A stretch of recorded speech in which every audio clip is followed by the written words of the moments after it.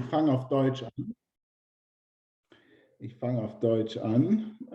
Zunächst einmal vielen, vielen Dank, Itai, Pnina, Elion, Schmulik, habe ich noch nicht gesehen, und Gilad, dass ihr mich eingeladen habt, Teil dieser Serie von Vorträgen zu sein. Das ist eine ganz große Ehre für mich, und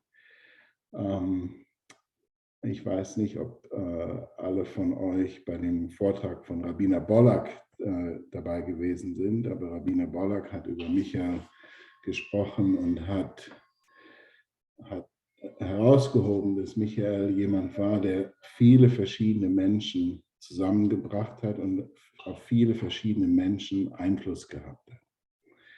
So dass mein Vortrag heute zum Teil ein Beweis dafür ist, denn ich spreche nicht über Judentum und ich werde nicht über die Religion sprechen, aber ich werde einen Überblick geben, wie Michael sehr, sehr früh in meiner Karriere Einfluss auf mich gehabt hat und Einfluss darauf gehabt hat, wie ich heute die Medizin sehe und wie ich heute daran arbeite, die Medizin zu verändern. Michael und ich haben, was ich am meisten vermisse, an Michael, sind die stundenlangen Gespräche, die wir geführt haben.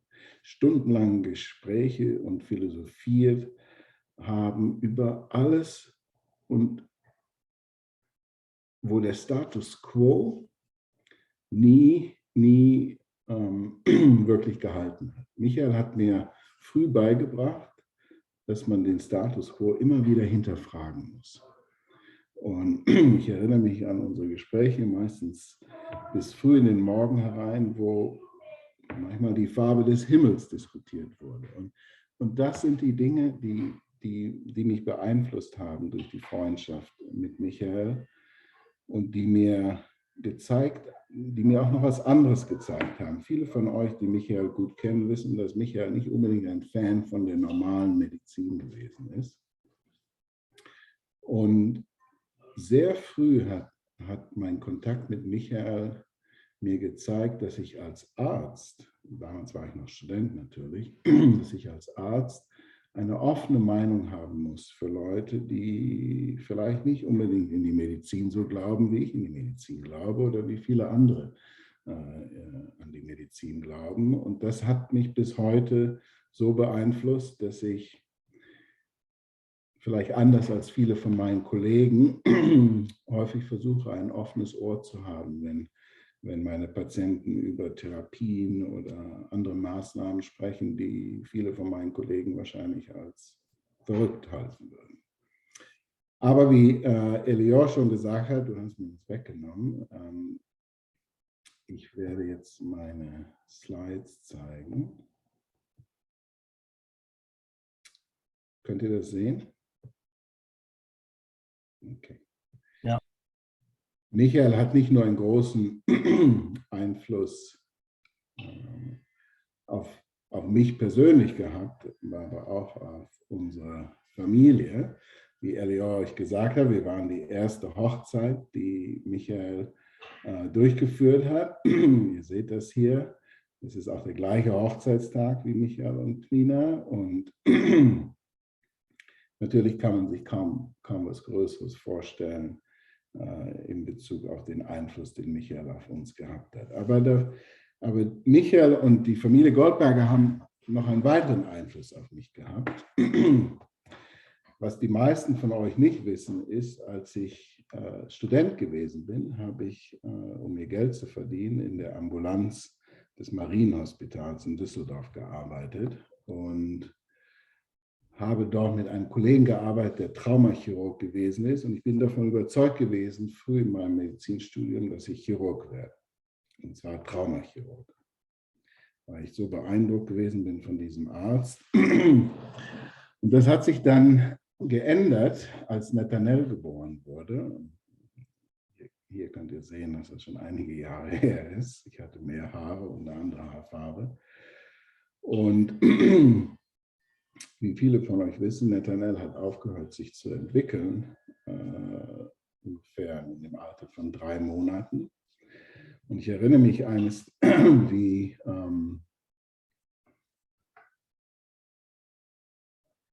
Ich kriege eine Message von meiner Frau, dass es nicht Full Screen ist.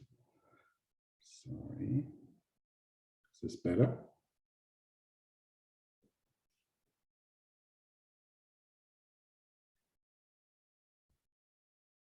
Okay.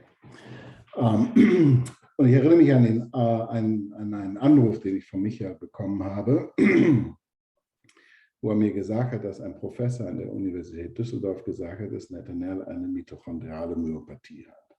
Da hat er mich gefragt, was das ist.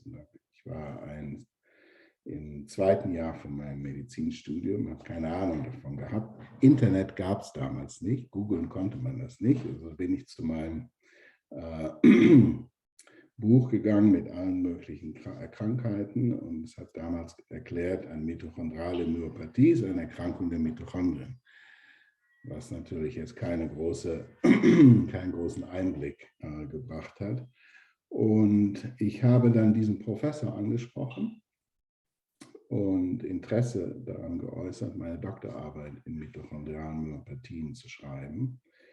Und das war der Beginn meiner Karriere als Kinderarzt. Und vor ein paar Jahren haben wir Nathanael und Pnina und die Familie besucht. Und ich werde später in meinem Vortrag nochmal darauf zurückkommen. Aber Nathanael ist der Grund, warum ich Kinderarzt und Genetiker geworden bin und nicht Chirurg, was wahrscheinlich eine gute Entscheidung gewesen ist. So, ich werde jetzt zu Englisch wechseln und weil mir, auch wenn mir das ein bisschen peinlich ist, das zuzugeben, als kleine Entschuldigung möchte ich wenigstens sagen, dass ich meinen letzten professionellen Vortrag auf Deutsch vor 22 Jahren gehalten habe und meine letzte Rede auf Deutsch vor 7 Jahren gehalten habe, auf dem 75. Geburtstag von meinem Vater. So, I am going to switch to English now. And I hope that's okay with you because I think it's easier for me to get the point across.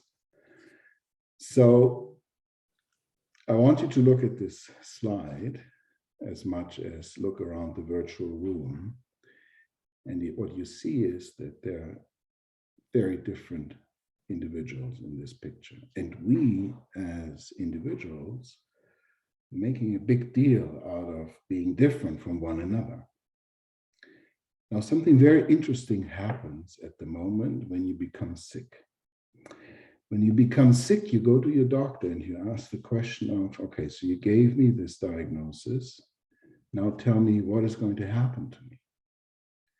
Then we as doctors fall into this trap and begin to quote certain statistics of, well, 20% of people do this and 30% of people do this, not recognizing that the person in front of me is one individual. So what we are always trying to do is we're trying to go by the textbook case. And Elior, who studies medicine right now, will agree with me that most of the time the patients don't read a textbook. And in fact, when you have a textbook case of something, everybody dances around the hospital or in the office that, oh my God, it's just like in the textbook, because it barely ever happens.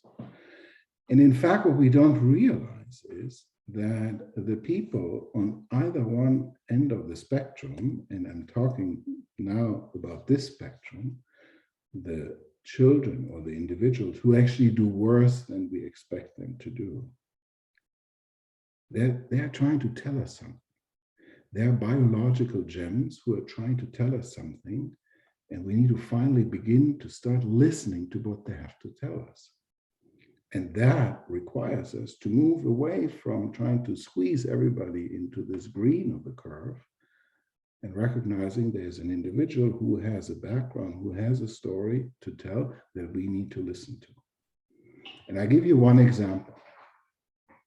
Here you have two children who have the same diagnosis. The diagnosis is a muscular dystrophy called Duchenne muscular dystrophy, which goes along with muscle weakness that you develop over time in life. Both of these boys have the exact same gene change.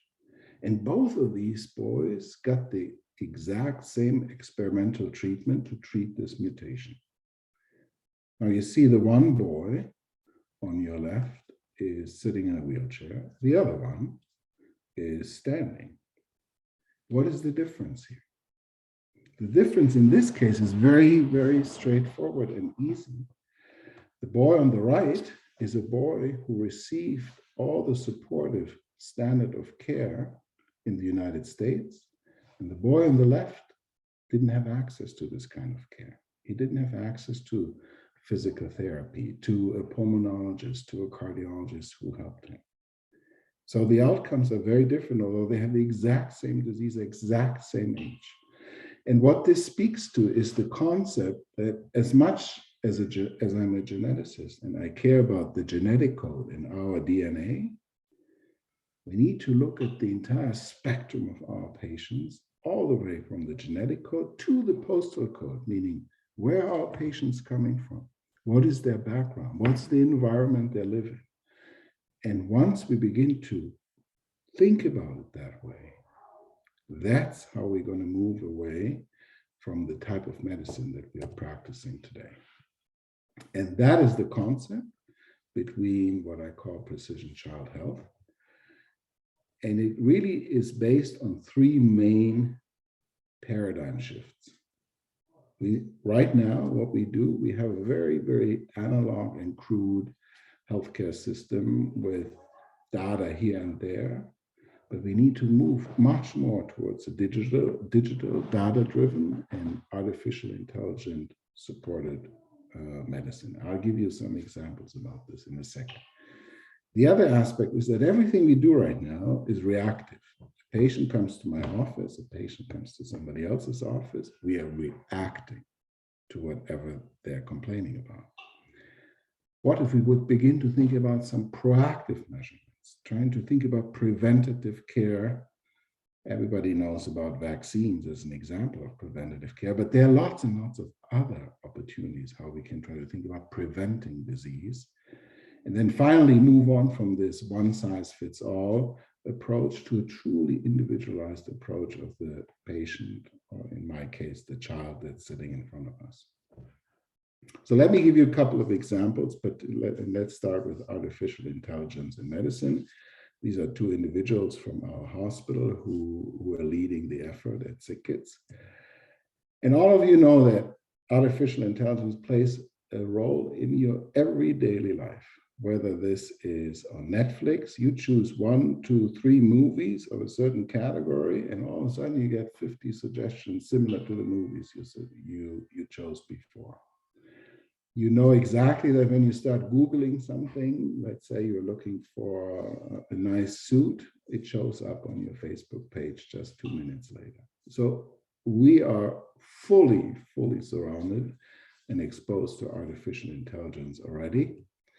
There's a lot of research going into the predictive aspects of artificial intelligence. If you look at the self-driving car that is in development right now, whether this is from Tesla or any other company, that is all looking at lots and lots of different data, try to identify, to predict anything from happening so that you don't actually have to drive the car anymore. So how does that translate into medicine? Well, the interesting thing is, there's been a lot of research done over the last few years. You can see it over the last 5 years, it has really significantly increased. Only 0.1% of this research has been integrated in clinical care. So the good news about this is, there's a lot of things we can do. The bad news, obviously, is that it hasn't happened.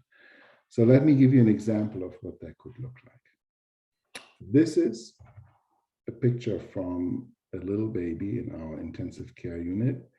And you can see that all these machines are there to support the care of this child. And with all of these machines come a lot of data. So what does that mean? Here you have a picture of the Niagara Falls in Canada.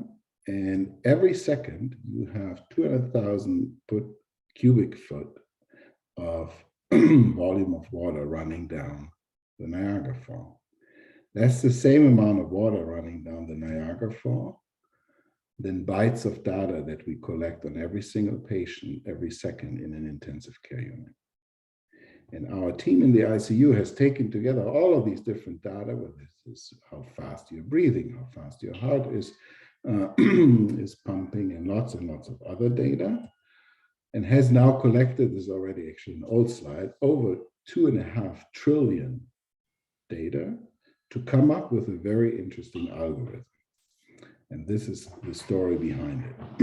Here's the story of a 12-year-old boy who came to our hospital many years ago, had a ski accident, broke his leg, had to have surgery for the leg. And then unfortunately, after the surgery, developed a blood clot. The blood clot led to a cardiac arrest. And the cardiac arrest, because we couldn't treat the cardiac arrest fast enough, led to brain damage. So here you have a healthy child who came to the hospital, was receiving the surgery, and ended up with brain damage. So what is this algorithm doing with the over 2 trillion amount of data? Well, what this algorithm is doing, it combines all these data and has developed a methodology that tells us at 70% accuracy, 5 minutes ahead of time, whether a patient is going into cardiac arrest. So what does that mean? I think all of you have watched on TV some kind of medical show, and you've seen what happens when you call what's called a code blue, right? When you have a cardiac arrest, what happens in a hospital is always mayhem, it's always chaos, and it takes about 5 to 7 minutes until everybody is around the bedside of the patient and is going to start treating this. With this algorithm in place now, you can do one of two things. Either you save the 5 to 7 minutes waiting until the cardiac arrest actually happens. So everybody's there and everybody can act and react immediately. Or best case scenarios, you can actually identify why you think the patient is going to go into cardiac arrest and can prevent it altogether from the get-go. And that is now something that will become soon standard of care in our intensive care unit, and hopefully in many other intensive care units, so that we can avoid and prevent such a catastrophic outcome like in this chart. So in summary, what this concept that we are thinking about is going to lead to is that probably in 5 to 7, or hopefully in 5 to 7 years from now, we are going to integrate all the different data from one single patient, whether that's the prenatal history, whether that's physiological data, whether it's environmental data, genetic data, social determinants of health. At the time we see a patient, that will help us to individually make the right diagnosis without waiting for too long.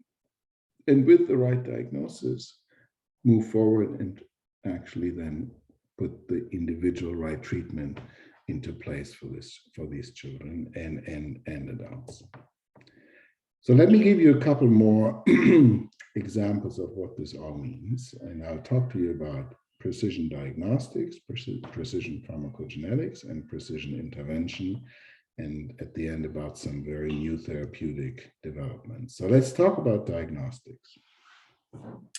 So here you have a story of a father who's holding his daughter, who was a patient at Sick Kids when he was a little child over 35 years ago, with a very rare disease called Michael-Wells syndrome. We don't have to go too much into the disease.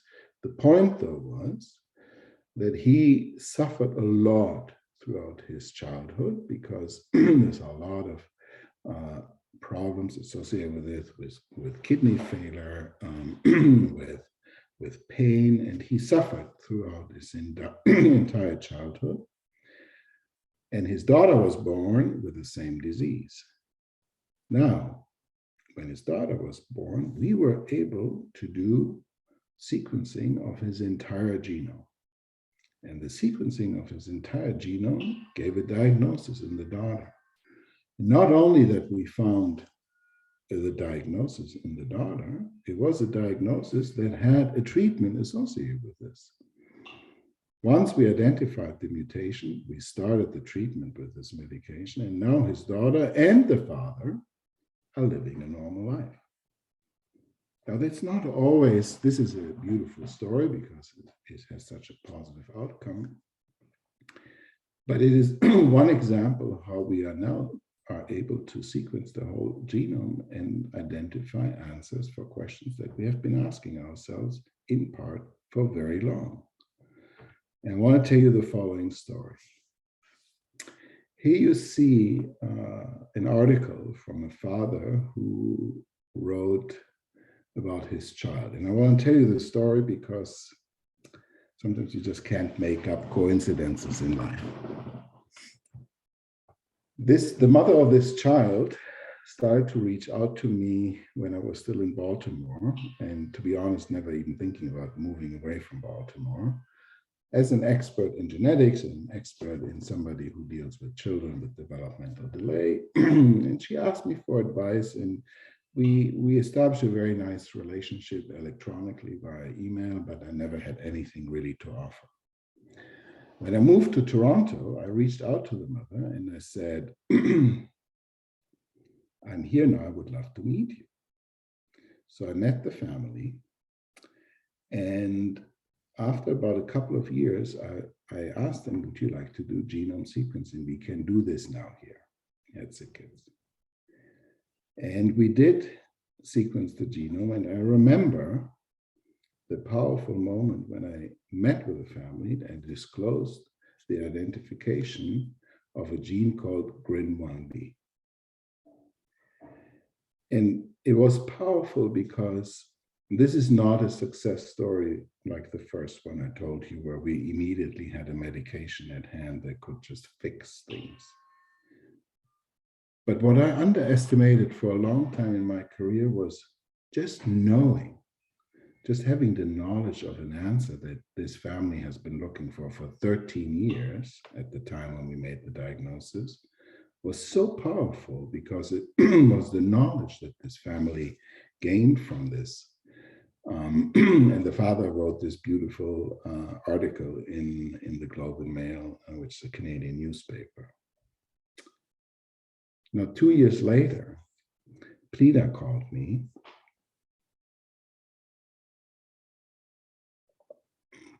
See, I still get emotional about this. We had a FaceTime conversation because, by chance, Netanel has the same mutation, the same gene. And I talk about this as an example, and this was 26 years later, where even though it's not my own child, but it's obviously a child of our close friends, how even I felt a certain relief to finally know what the reason for Netanel's developmental delay has been. So I think obviously our goal is, and I'll talk to you at the end of my talk about how therapeutics are changing the landscape of medicine in unbelievable ways. But just sometimes even knowing is an unbelievable amount of powerful knowledge for families. So every child deserves a diagnosis, and now we're at a point that every child actually can have a diagnosis.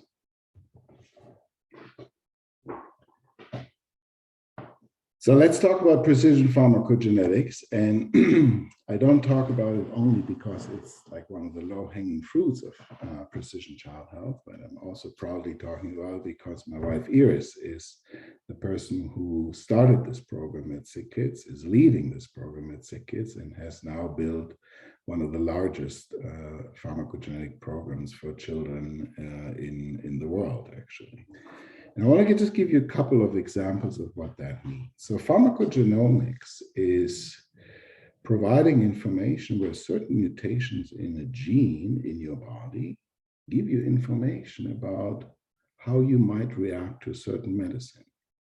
Sometimes that means you shouldn't be taking your medicine altogether. Or sometimes it just tells you you have to take a little bit more, a little bit less of the medicine. But that's the concept behind pharmacogenetic. And this is a beautiful story that Iris tells. I feel like she should tell the story, where we had a child on our heart unit, and this child was waiting for a heart transplant. And when children wait for a heart transplant and their own heart really doesn't work anymore, they are hooked up to what we call the Berlin heart, which really is just a heart in a box. It's kind of a heart in a little box that functions and keeps you alive. Now, there are lots of tubes associated with this, and in order for the blood flow to go through your body and the box and back, you have to make sure that the blood doesn't clot. So this boy developed a blood clot, and in an emergent situation, they had to change this Berlin heart. And Iris and her team were called to look why this happened, because this boy was on this medication that you see here, Plavix, that was the standard of care treatment. So it turns out he had a mutation in a gene that made his body unable to respond to Plavix in a way that it should be, meaning he developed a blood clot, which he shouldn't have. And he should have been on a different medication if we had known this ahead of time. So at the same time, there were 3 other children on the ward, and obviously you can imagine the parents start talking to each other. And then everybody wanted to have pharmacogenetic testing from Iris and her team. And it turns out 2 other children should not have been on this medication, but should have been just on aspirin, which most of you probably know. So now, through these cases, the standard of care has changed in children and adults, as a matter of fact, that before anybody goes onto a machine like this, they get a pharmacogenetic test to make sure that they get the right medication. The other example here I want to give you, which is also about to change the standard of care, is a disease. It sounds more complicated than it is. It's called eosinophilic esophagitis. Really what it is, I think all of you have previously suffered from heartburn. It's a severe heartburn condition in children and adults. And we have a lot of children who come to sick kids. And it turns out that if you do pharmacogenetic testing in these children, there are a lot of children who should not be on the kind of standard of care therapy that we used to give to all of these children when we see them the first time. So through the research that Iris and her team did, we are now, before we start treatment on any of the children doing pharmacogenetic testing, are choosing the right dose or the right medication for the child, and therefore prevent complications that you can develop later. Because if you start with heartburn early on in your life, your chances that you get scars in your esophageal tract is quite high.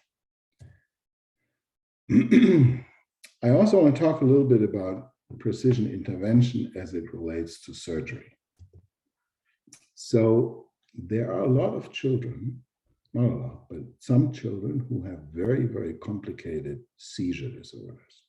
We try all sorts of different combinations of medications, high dose, low dose, lots and lots of those. And very often, these complicated seizure disorders do not respond to medications.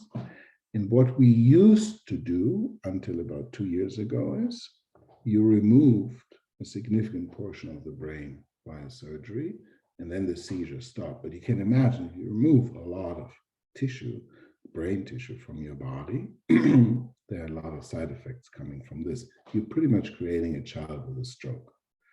But it was sometimes necessary because the seizures were so bad that the children were in a life-threatening situation. Now we have a very individual guided surgery that helps us to identify exactly and locate where the seizures are coming from. And rather than removing the entire brain, we are now going with a microscope and a little needle into the brain, into these areas where you have the seizures originating from. And you just take out these little tiny pieces And the children are actually cured through this kind of approach. So it's pretty remarkable what is happening. And that is a methodology that was just introduced a couple of years ago and will now find much, much broader application in the years to come. So let's talk a little bit about precision management and therapeutics. And what I want to talk to you about is, so far you heard a lot about rare diseases, right? And a lot of people come to me asking me, okay, so you talk about the rare diseases, and that's important, but how does precision child health have an impact on more common diseases like asthma, like high blood pressure, obesity, diabetes? Or how does it play a role in your safe approach to care of children? So my argument here is, I'll give you another example. If a child goes to the emergency room anywhere in the world with asthma, there's always the same way how we approach these children. There's a so-called pathway that we are creating, and all the children get this medication first. If they get better, they go home. If not, they get a second medication, a third, and a fourth. And we always do the same thing. Now, that's based on evidence from thousands and thousands of children. It's the right thing to do.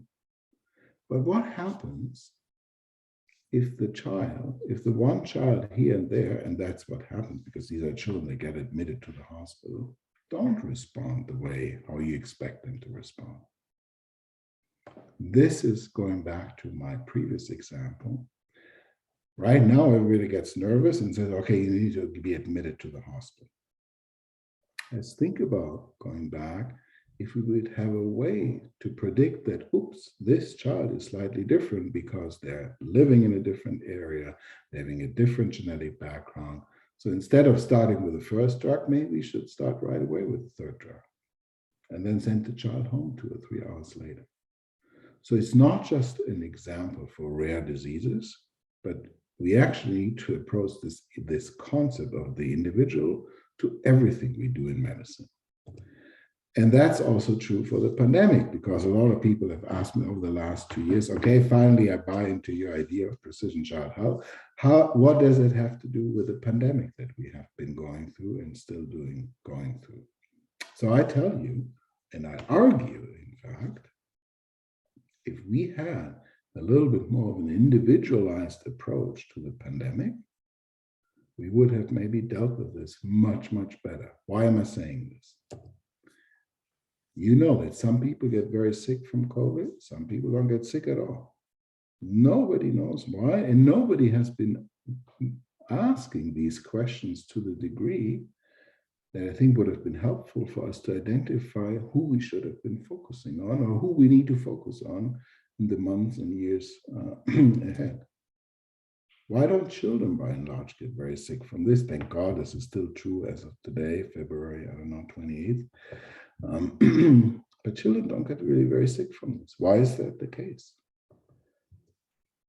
Why is the case that sometimes one person can infect lots and lots of other people, while sometimes one person is in a house and doesn't infect anybody? So it's coming back to how critically important, particularly the postal code, is when we think about approaching even something like a pandemic, because, and this is just a chart I'm showing you from here, it's very, very clear that certain areas within any kind of jurisdiction, whether that's Toronto, Ontario, Switzerland, doesn't matter. There are jurisdictions where you have higher case numbers of COVID because of living conditions, because of overall poorer health conditions. And we haven't really figured out what to do with this to particularly protect these vulnerable parts of our society. They are driving the high case numbers of the pandemic all across the world. So I think if we would change our view a little bit and really try to focus on what can we do to improve health in these areas, we would have probably been out of this pandemic before. And the same is true for vaccines. Usually the areas where people have more COVID are the areas where you have the lowest vaccine uptake. And why is that the case? Most people are not part of the conspiracy. We're not talking about the crazy people who are thinking about the vaccine is putting a chip in your body. We're not. Most people are genuinely hesitant about a vaccine. How are we going to approach this? Who are we going to use to help us convince these communities that it's okay to take the vaccine? We have done a little bit of it, but not nearly enough. It all comes back to a precise approach to what we are dealing with.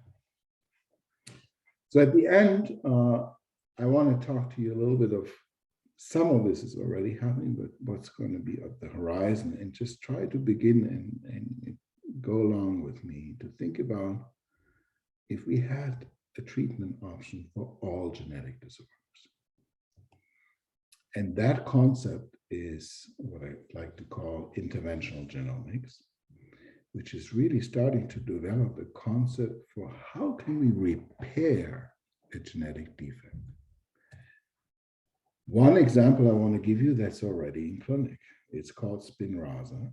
It's a medication that is fixing a genetic defect for children with a disease called spinal muscular atrophy.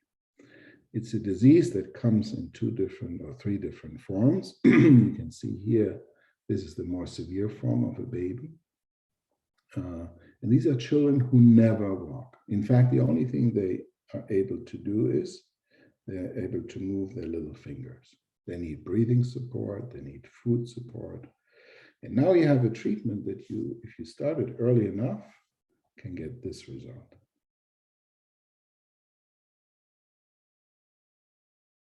So this is a child with spinal muscular atrophy who's walking. Now, I don't know how many of you are from the medical field, but I want to tell you, when I went to medical school, these were children until recently, when they were born, if the parents didn't want to continue supporting their care of life, they would die at the age of 18 months. And if they would stay alive, like I said, they would be moving their fingers. Now you have children who walk. So that is unbelievable. And I think it's just an example of what's on the horizon. Now, there's another technology out there, which is called CRISPR, which is going to this, which is speaking to the idea of how you can repair a genetic mutation. I call it gene therapy 2.0. And I want to tell you a story about this because, let me go back here.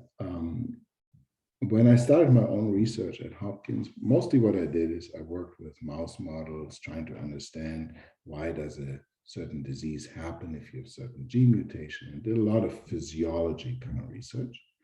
When I moved to Toronto 9 years ago, the first paper about CRISPR came out.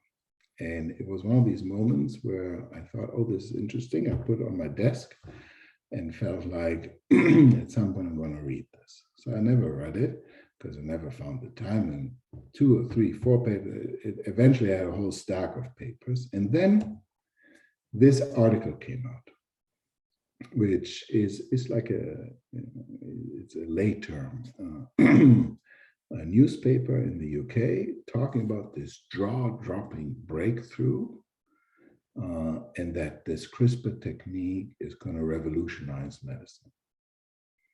Within 24 hours, I had over 40 emails from parents of my patients in my inbox asking me, is this going to help my child? So there was kind of the necessary kick in my butt to finally sit down and read this. And I read it, and after I understood it, it took me some time to understand. It was a complete new language for me. I went to the people in my laboratory and I said, I want you to stop what you're doing right now and go with me along on trying to use this technology and change the way how we do research in our laboratory. Now, I want to be very clear. There are thousands of scientists, thank God, right now across the world who are working on this. But I want to give you just one quick example. It's not in a human yet, but I want to give you an example of how we are using this currently in our laboratory to tell you what I think will be on the horizon. This is a patient of mine from Baltimore who has a very rare form of MDC1A. And there is a mouse model for this disease. And I want you to look at this mouse here. You can see that the mouse is somewhat paralyzed with their hind limb. Right? So you see it's a very severe muscle disease also in mice. So we used the CRISPR technology and we injected a construct to repair this piece of mutation, which is called a splice site mutation. We don't have to go into details, but we had to fix this mutation so that the mouse, that is, you can see here, is not really moving much, would potentially move better. So we did that. And this is how the mouse looks like after the treatment.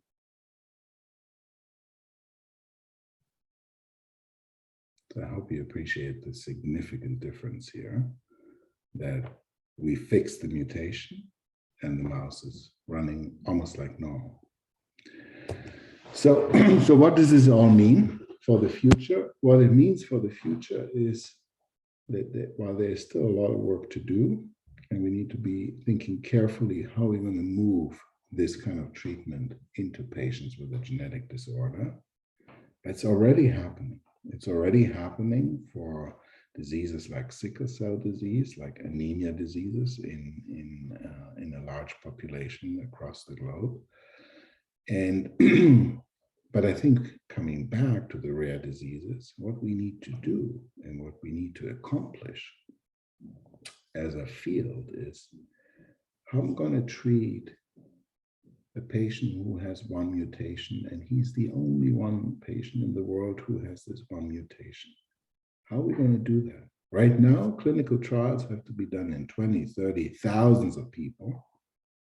How are we going to change the way that we can treat one child, one patient at a time? That's going to require a lot of work. It's fascinating work. We are just about to start a gene therapy like this for a rare disease within the next 2.5, 3 weeks at SickKids, and we have reworked our entire ethical approval process in order to do that for this one child. And if everything works well, then we can hopefully have this as an example of moving forward with many, many more therapies. And I think, look, I hope I have another 15 years at least to practice. And I think by the time I retire, we will be using these kind of therapies. So, jetzt gehen wir zurück zu Deutsch. Bevor ich meinen Vortrag beende, ich habe mir lange überlegt, welche Quote ich von Michael am Ende beschreiben wollte und habe mich am Ende für die Quote entschieden von seinem Vorwort in seinem Buch. Die Torah ist für mich Chronik der gegenseitigen Suche von Gott und Mensch, ein Tagebuch der spirituellen Entwicklung der Menschheit im Allgemeinen und der jüdischen Familie im Speziellen. Und im Mittelpunkt der Torah steht der Mensch. Und ich habe mich da für diese Quote entschieden, weil es im Prinzip alles zusammenbringt, was ich am Anfang gesagt habe, wie Michael mich als einzelner Mensch, aber auch unsere Familie beeinflusst hat. Die spirituellen Gespräche, die ich vermisse, die wir gehabt haben, noch und nöcher bis in die frühen Morgenstunden. Die Wichtigkeit der Familie, aber am Ende des Tages die Wichtigkeit des Menschen. Und das hat mich beeinflusst, nicht nur als Mensch in meinem persönlichen Leben, aber auch als Arzt. Und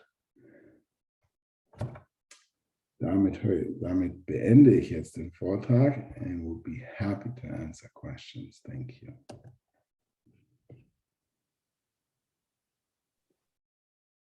Vielen, vielen Dank, Ronni, für diesen sehr spannenden Vortrag. Ja, wenn jemand Fragen hat, das wäre jetzt der Moment zum Fragen.